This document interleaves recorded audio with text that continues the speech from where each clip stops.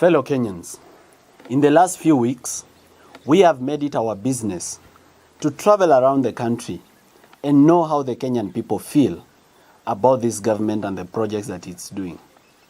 And I can report that we are extremely disappointed. Our taxes are being pilfered, embezzled in a way that we've never seen before. Ni wizi bila kazi. And it's a great disappointment to every person of every generation in Kenya for the kind of theft and thuggery that we are seeing in government.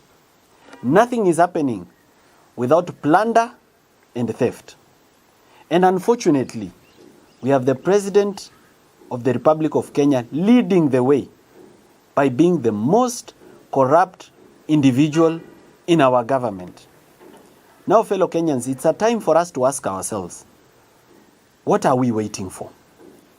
Are we going to sit back and watch as individuals take away our country and bring our economy to the rubble and to total collapse? Right now, the president is in China to borrow another loan of 40 billion Kenya shillings. I would like to ask the people of Kenya, ni nyinyi mumempa ruhusa ya kukopa 40 billion? Na kama ni nyinyi mmempa ruhusa, are you aware that the 40 billion that is coming here for corruption and theft? Right now in Kenya today, we have a debt of over 7 trillion which cannot be accounted for. Money that has been stolen. We have a Public Finance Management Act that does not comply with the Constitution, that purports to amend the Constitution. Tuko na sheria ambayo inakubalia serikali yetu kufungua account za serikali nje ya nchi bila ruhusa ya bunge. Just recently, an account was opened at a bank in America called JP Morgan, and $2 billion was put in that account. And out of that $2 billion, $1 billion was transferred to another account. This account was opened in the name of Kenya Sovereign Wealth Fund. Signature came from the CS of Treasury. And they opened another account in Qatar, and $1 billion was stolen. $1 billion is 130 billion Kenya shillings. Right now, we are being told that the best way to build our country is through public-private partnership, where the president is purporting to lease our airport, a national pride, a strategic asset to the nation, the gateway to our country. This is something that affects national security, and our president is willing to give our airport to corrupt Indians to run it. For 30 years, he should have even given the lease to the end of his term, but he's willing to give our airport for 30 years. This thing called public-private partnership is used to do money laundering in our country. The president is saying he is very proud of the expressway, but the expressway is a crime scene. The expressway ni pesa yetu ambayo iliibiwa kutoka SGR, kampuni ikaenda ikaregistrwa na Wakenya kule China, ikakuja Kenya ikajenga expressway, wakaanza kulipisha to launder money that was stolen through corruption. We've been to Nyandarua, where there is the Captain Ndunyunjeru Road, which is Mau Mau Lot 4. We've been to Ikumbi Road in Kigumo. We've been to Olengoroni Stadium in Nakuru. We've been to Kamarini Stadium in Elgeyo Marakwet. We've been to the Kipkaren Water Treatment Project in Uasin Gishu. We've been to the Kangundo Road Wakulima's Market. We've been to Makweni, Katua Ke Nunguni Road, which was allocated 362 million and 255 million already stolen, and there is no road. We've been to Kabonyo Kanyagwal, a project worth 2.5 billion. That there is nothing to see. We've been to Kisumu, Afri Cities Convention Center, and Gotnanga Barube Road in Siaya, which are stalled, and Kanyadhiang Kadel Road in Homa Bay, and Mbita Sindosori Road. And all these are investments by this government where money is stolen and nothing is done.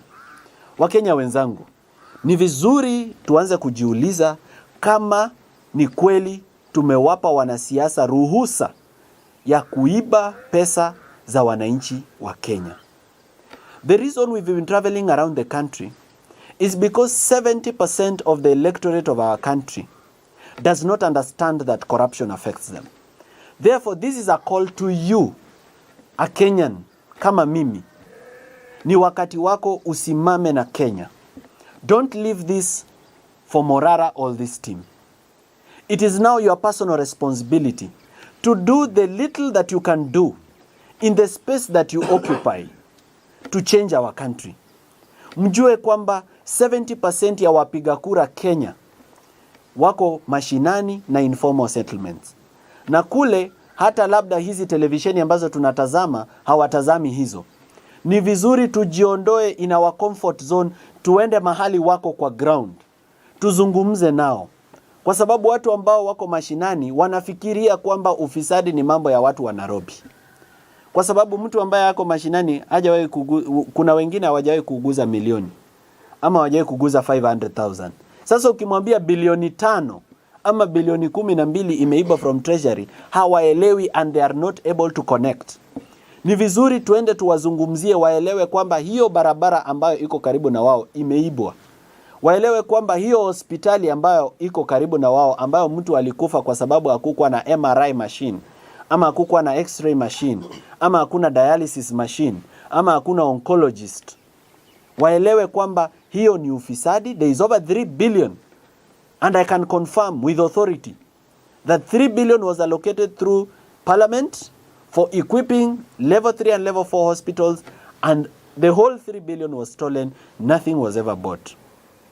Kwa hivyo Mkenya popote ulipo, ujue kwamba hii kazi sio yetu peke yetu. Lazima tushikane mikono. Tujitolee. Kila mtu azungumze na familia yake. Uzungumze na marafiki zako. Mkiwa katika chama ya wamama, zungumzia uongozi mbaya na ufisadi. Ukiwa katika kuchumbiana ama date, set aside 5 minutes ya kuongelea mambo ya ufisadi na uongozi mbaya. Na mimi nataka kumuonya na kumpa onyo kali Mheshimiwa William Ruto. Nilimwambia kwenye televisheni tukiwa JKL kwamba yeye tayari amekwisha kuwa bilionea. Hakuna kitu kingine ambayo pesa inaweza kumsaidia kwa sasa. Hawezi kununua afya njema na hawezi kununua uzima wa milele na milele. William Ruto, you cannot buy eternal life. Stop stealing. If the president stops stealing, members of parliament wataacha kuiba. Governors wataacha kuiba. Senators wataacha kuiba. Kama rais mwenyewe anaweza kuacha ufisadi. This spirit of greed must end in our country. And I'm encouraging all the people of our country across all generations, whether you are a Gen Z, a millennial, a baby boomer, this is your moment. Usijione mdogo. Na usione kama uko na followers kidogo, ama wewe si mwanasiasa, ama wewe si mtu wa kuzungumza. Sisi ambao tumesimama hapa tumejitolea. Na hatujajitolea kwa sababu tunataka viti vya siasa. In fact, I want to tell all Kenyans today that if you find me running for member of parliament, munipige viboko. If you find me running for senator, na ni najizungumzia, I'm not speaking for the rest. It's time, of course, for the youth to take up leadership positions, so they may want to take up those positions. I'm speaking for myself that I'm not interested in being a member of parliament in any constituency in the Republic of Kenya. I'm not interested in being a senator of any county. I'm not interested in being a governor of every county. What I'm doing is patriotism to my nation. If the people of Kenya see it fit to take me to a higher level and give me a higher platform so that I can defend them and so that I can take the nation forward, I'll humbly accept it. But as of now, we are not doing this because we are interested in anything. Therefore, wewe pia wewe Mkenya, usi-expect kitu. Do it out of passion and out of love for our country. We don't want change tomorrow. We want change today. Thank you very much. I want to give the floor to my colleagues here. I have young professionals who are doing very well in the various fields where they are. And I'd like to give them an opportunity on the floor so they come up and talk to you about the various issues in our country like impunity and abuse of office, and to talk about this project that the government is talking about, what kind of workmanship is in those projects, kwa sababu tulishasema kwamba kazi ya William Ruto ni wizi bila kazi. Akilaunch mradi haitaanza, na ikianza itasimama, na ikiisha pesa itaporwa na itafanywa vibaya. So somebody is going to also talk about that, and somebody is also going to talk about abductions and misuse of the criminal justice system and marginalization of communities. Kwa hivyo napenda nimpe sasa ruhusa wakili Steve Mbugwa, who is also a council member of the Law Society of Kenya, wakili tajika hapa Nairobi, ili aje pia azungumze msikia. Asante sana. Thank you very much, fellow Kenyans. I would like to start by mentioning that as Kenyans, we need to be very patriotic, and as young people, we need to be very deliberate. And I say this because we have witnessed serious misuse of power and impunity of the highest level in this country. The head of state has over time made it very clear that he's not going to comply with court orders and is going to disregard the rule of law. True, he's living to his true beliefs, because in 2010, when we were voting for the 2010 Constitution, the president rallied against this Constitution, and he voted against this Constitution. A clear indication that he doesn't believe in the rule of law, he doesn't believe in constitutionalism, and therefore he does not respect human rights, human dignity, and all the rights and principles of good governance for this country, which we gave unto ourselves. That has been exhibited by his subordinates and his juniors at the National Police Service. We witnessed yesterday where the acting Inspector General of Police failed to honor the court orders on the excuse that he is attending serious meetings and workshops in Mombasa, and yet there was a court order issued on 23rd of August, on 26th of August again, and on 3rd of September. And he never appeared. 6 times he was summoned by the court to appear, and he failed to appear in court. A clear disregard of the rule of law, a clear disrespect to the judiciary, and a clear disrespect to the Constitution. That has emanated to the serious abductions we have been seeing and forced disappearances. Right now, we don't know the whereabouts of Bob Jagi. We don't know the whereabouts of Nadine Longton. We don't know about his brother Jamil, where he is. All those were arrested because of protest in Kitengela, and nobody knows their whereabouts. When the Inspector General of Police is called upon to explain the whereabouts of these persons, he does not appear, and instead disrespect the court system. And the question we ask ourselves ni, kama hawa hawaheshimu sheria, sisi kama wa Kenya, where do we stand? What is our fate as young people? And therefore, I want to call upon each and everyone outside in this country and outside this country, that we must demand for accountability, we must demand for good governance, we must demand for respect to the rule of law, we must demand for accountable government. And we young people must remember one thing, that for our future to be safe and secure, we must become deliberate today by creating it. And that is the only way we can guarantee our future. Thank you very much. Thank you very much, Wakili. That is Wakili Steve Mbugwa, Council Member of the Law Society of Kenya. I now want to give the floor to Engineer Evans Kimori.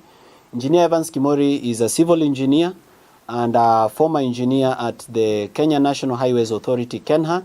He will come and speak about stalled projects and projects which have been constructed where the workmanship is also very poor, and also the looting and pilfering of public funds through contracts for construction of various infrastructure, including roads, bridges, hospitals, and the like.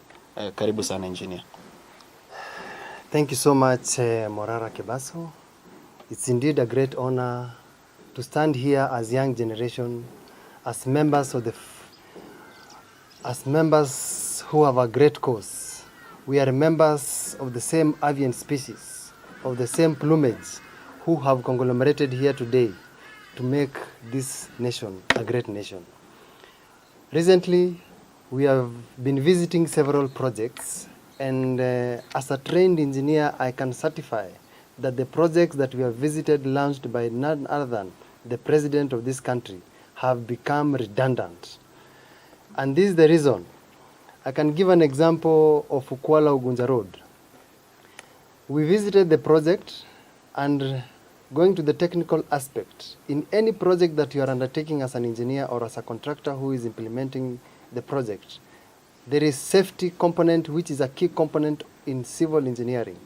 The project was just left in a state of unsafe situation whereby the citizens around were having a situation that they cannot be able to fathom. Immediately we left the project, Kenya National Highways Authority closed the road. Where were they before we came? That's just an example of that road. Another road that we visited is Mbita Sondu Road, which has a valley within a road. That is another gigantic tragedy as far as civil engineering is concerned. We are shocked on how projects are being launched left, right, center by the president. Each and every time a project is launched, the president spends approximately 20 to 30 million. If we give an arithmetic connotation, you will find that approximately that is 25 million times maybe 100 projects. 2.5 billion. That is 2.5 billion. That is enough to build a cancer center in Meru. That is enough to build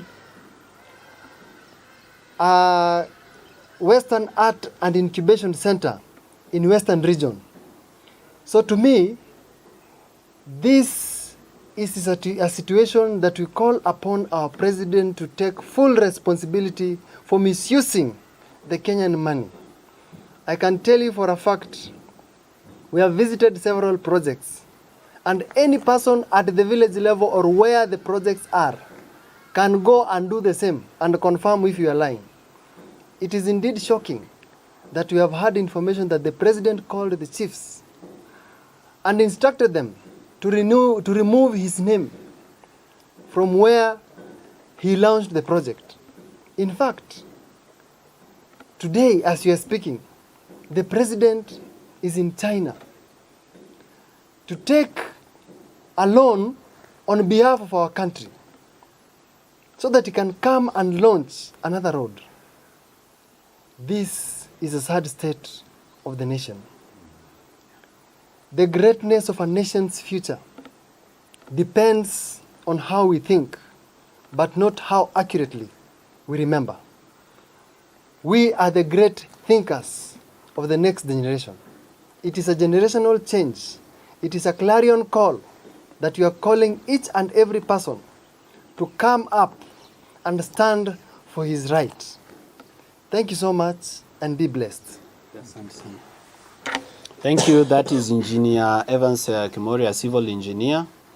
And something that engineer, I might just add on that.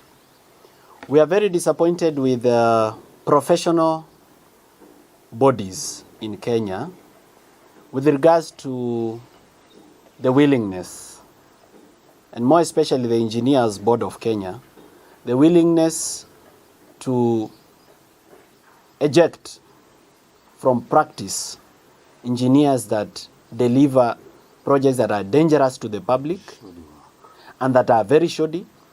Because if you see some of the roads that have been launched, if you see the dense bituminous macadam, I think that's what we call it? Is the BBM.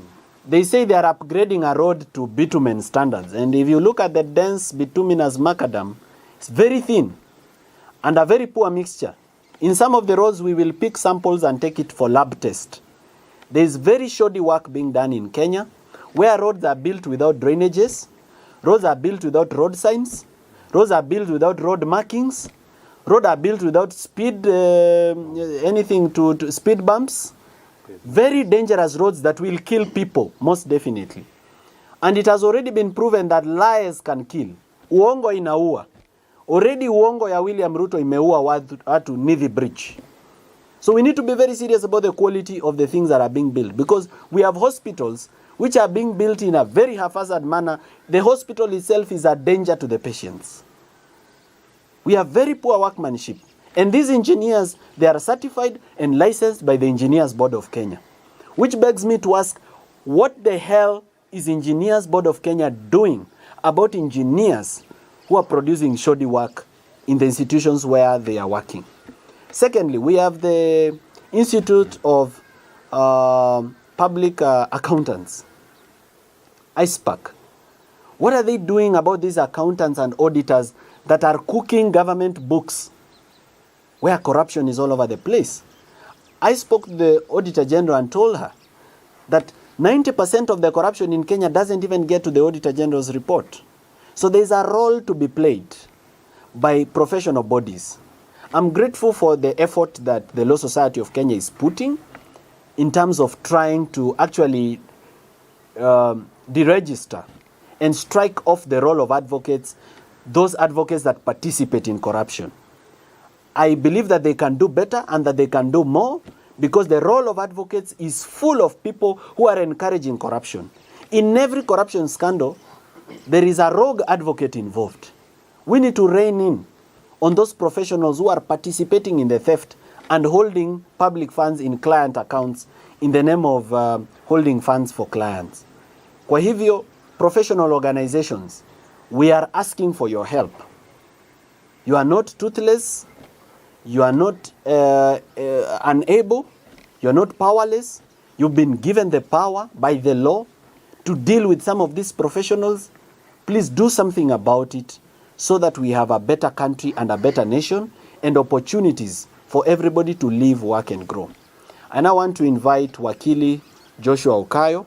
Wakili Joshua Okayo is a man who has been through a lot. He has been abducted and tortured, and he still stands today as the president of the Kenya School of Law, and is coming to speak his piece.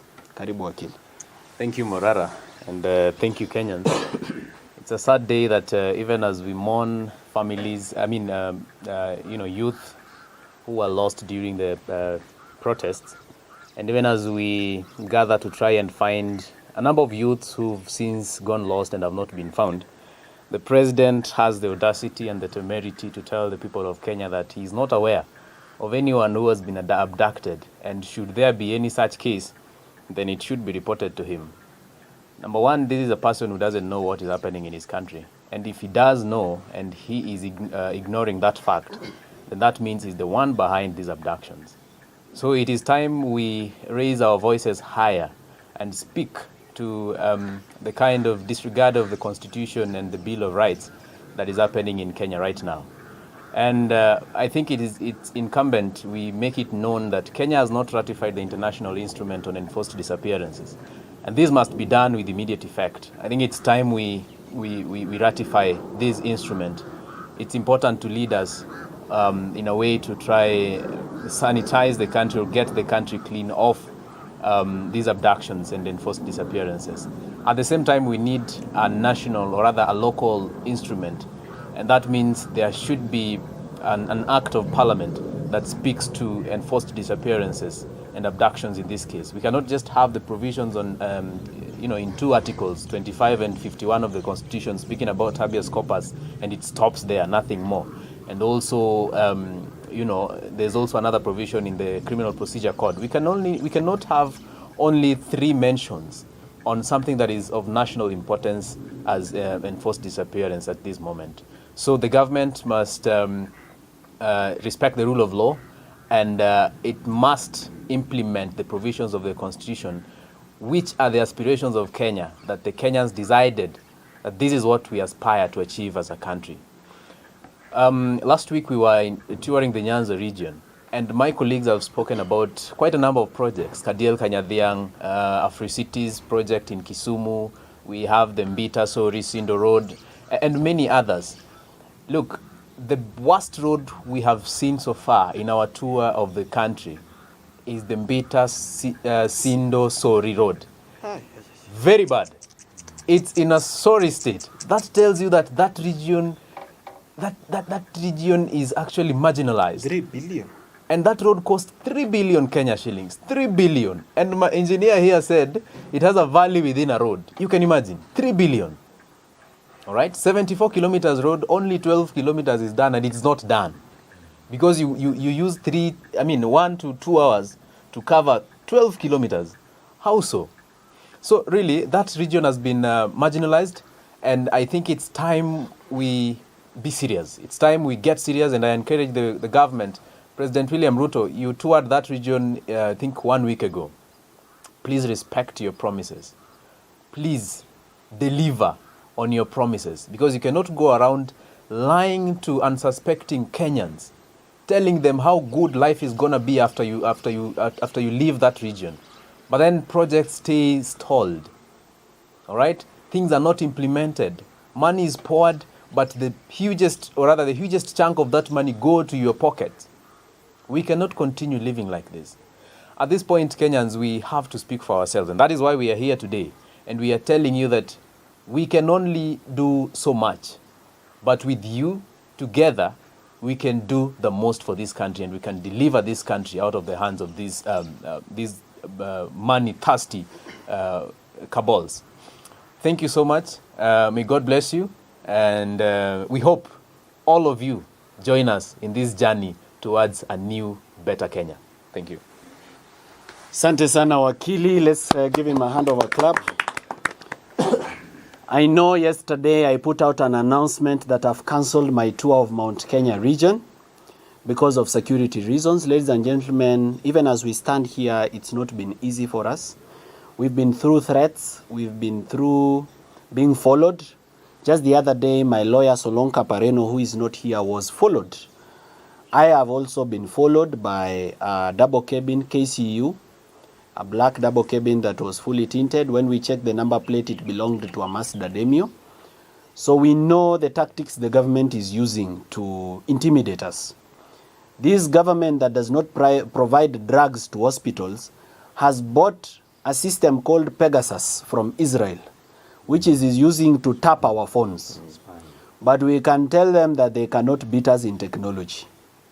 In fact, the only advantage they have over us is that they have money. The advantage that we have over them is, number one, we are truthful and honest. And number two, we are young. We can get what they have, but they cannot get what we have. Therefore, the state should not intimidate me as the leader of this team, and it should not intimidate any leader who is part of this team.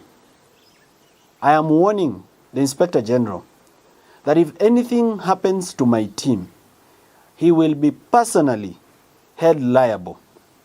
Personally. Therefore, our safety and security is his responsibility and his headache. He should think about how to make us safe without spying on us. This same government has a machine called Phantom.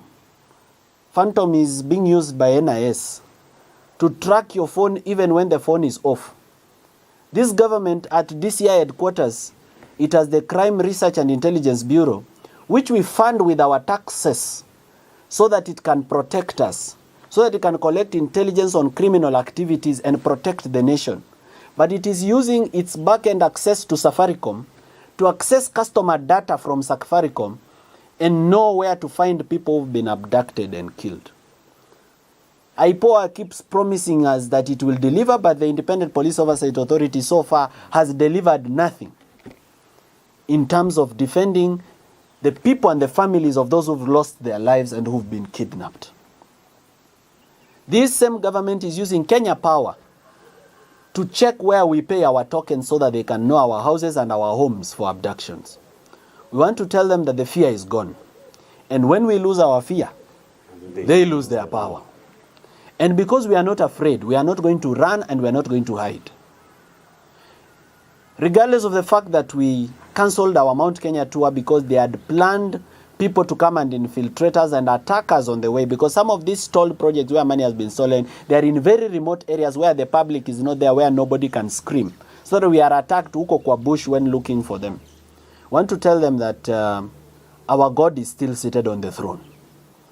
The God or Allah of Kenya is still seated on the throne, and he will defend us because our God is a God of truth. We want to ask all Kenyans to pray for us, keep us in your prayers, support us where you can. You can fundraise for us fuel where you can and to maintain our security. But most importantly, amplify our voices. When we speak, amplify it so that we get rid of all this mediocrity in our governance once and for all. William Ruto is convinced that he has bought